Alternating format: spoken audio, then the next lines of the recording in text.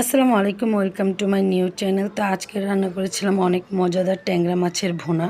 তো চলুন রেসিপিটি শুরু করা যাক। প্রথমে নিয়ে নিয়েছি আমি প্রায় অনেকগুলো ট্যাংরা মাছ, একদম টাটকা ফ্রেশ। তারপর আমি নিয়েছি টমেটো কুচি, পেঁয়াজ কুচি, ধনেপাতা আর মরিচ। তো প্রথমে কড়াইতে তেল গরম হয়ে আসলে আমি এখানে পেঁয়াজগুলোকে দিয়ে দেব। পেঁয়াজগুলোকে দিয়ে আমি খুব ভালো মতো একটু ভাজা ভাজা করে নেব।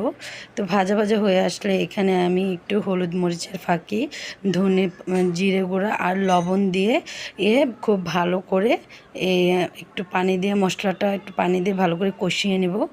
তো এখানে আমার লবণ দেওয়াটা স্কিপ হয়ে গেছে, তো আপনারা লবণটা দিয়ে নেবেন। তো তারপর আমি এখানে কষানো হয়ে গেলে টমেটো কুচি আর কাঁচামরিচ কুচিটা দিয়ে দেব। তো দিয়ে এটাকে দিয়ে আমি ভালো করে নাড়াচাড়া করে মিশিয়ে নেব। তো টমেটোটা দিয়ে আমি একটু যেন গলে গলে যায় তার জন্য একটু ঢাকনা দিয়ে ঢেকে একটু ভালো করে কষিয়ে নেব। তো তারপর আমি ঢাকনা খুলে আবার ভালো করে নাড়াচাড়া করে কষানো হয়ে গেলে এখানে আমি ট্যাংরা মাছগুলোকে দিয়ে দেবো। ট্যাংরা মাছটাকেও আমি এখানে একটু ভালো করে নাড়াচাড়া করে মিশিয়ে নেব।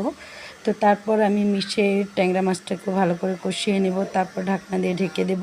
ঢাকনা খুলে একটু নাড়াচাড়া করে তো ট্যাংরা মাছটা কষানো হয়ে গেলে এখানে আমি কিছু পরিমাণে পানি অ্যাড করে দেব। তো যেহেতু এটাকে আমি খুব ভালো মতো কষিয়েছি, এখানে আমার অল্প ঝোল হলেই হবে, বেশি লাগবে না। তাই আমি অল্প একটু পানি দিয়ে খুব ভালো মতো করে নাড়াচাড়া দিয়ে মিশিয়ে আমি আবারও ঢাকনা দিয়ে ঢেকে দেব।